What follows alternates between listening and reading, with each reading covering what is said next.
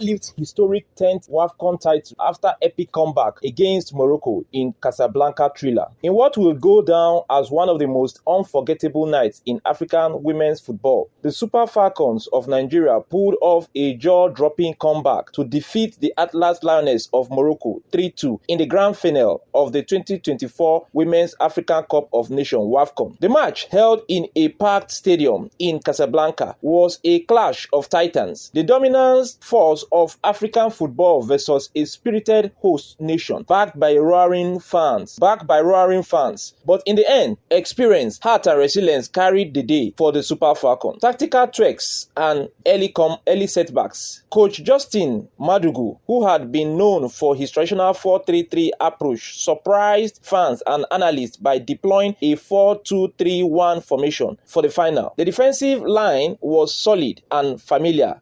Plumptre at the left back, Osinachi Ohale at the central back, Blessing Demehin at the central back, and Michelle Alozie at the right back. A quartet known for their chemistry and composure under pressure.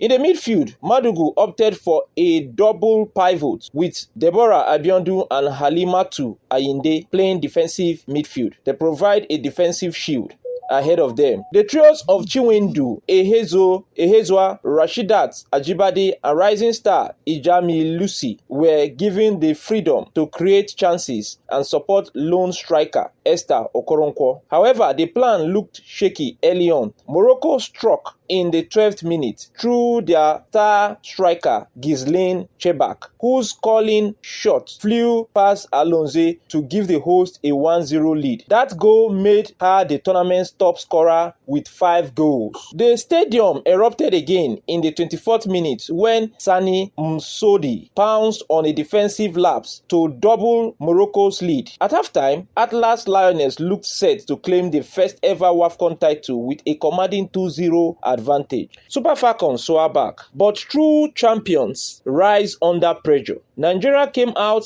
in the second half with renewed spirit, hunger, and belief. They began dominating possession, and in the 64th minute, a lifeline came. A handball inside the box earned Nigeria a penalty, with Esther Okoronkwo coolly converted, reducing the deficit to 2-1. Moments later, Okoronkwo turned provider, slicing through Morocco's defense with a brilliant pass that found Ijamulusi, who made no mistake in burying the equalizer in the 71st minute. Her celebration was electric, but joy turned bitter sweet when she went down injured and had to be substituted in the 78th minute. Asisat Oshuala, Nigeria's all-time top scorer, was brought on to bring experience and leadership in the dying minutes. A couple of other changes had been made earlier on by the coach of the Super Falcons, because in the 58th minute, when Nigeria was still down, Coach Madugu had to remove Chinwendu, Ehezwa, and bring in Omorinsola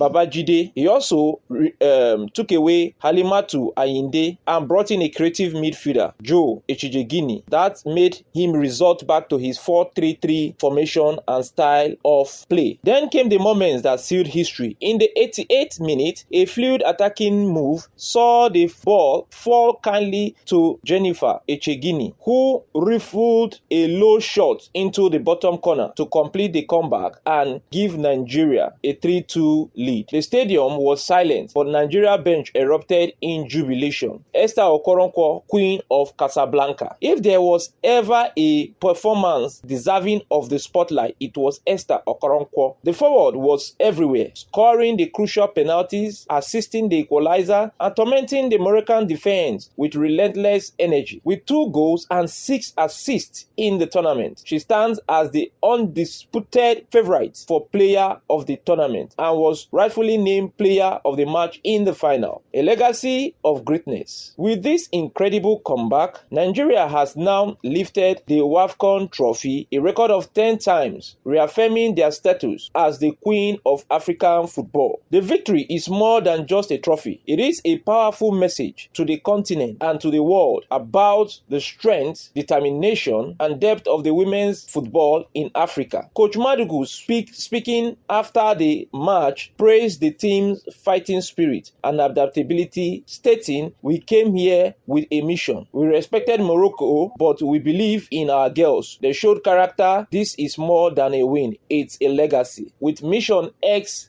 finally completed, the Super Falcons of Nigeria will look forward to the World Cup 2 years from now. It's no doubt that the Wafcon 2024 has had its moment. Morocco, the Atlas of Morocco, who were undefeated before now, had to bow down to the African giants, the Queen of Africa, the Super Falcons of Nigeria, in a much-fought battle. The bronze final saw Ghana defeating the defending champion, South Africa, on penalties. Stay tuned for more. For fans and for supporters who want to keep following the journey of African women in football, don't forget to subscribe to our channels, that is, our YouTube channels, Avuncular's Production and Avuncular Movies. We promise to continue bringing you the best of women's football across Africa. I remain your very host, Achebelu David, signing off with pride and passion. From Casablanca to the world, the Super Falcons have flown higher than ever before. On behalf of the management team of Avuncular Services, we want to thank you for taking our time to watch this particular episode. We want to thank you for following our Wafcon episodes up till the very end. The Mission X is complete. What is the way forward for Nigeria? We hope that this will lead to more investment in sports in Nigeria and in women's sports in Nigeria and in women's sports in Africa. Thanks at Avuncular's Production and Avuncular Movies. Copyright Avuncular Services.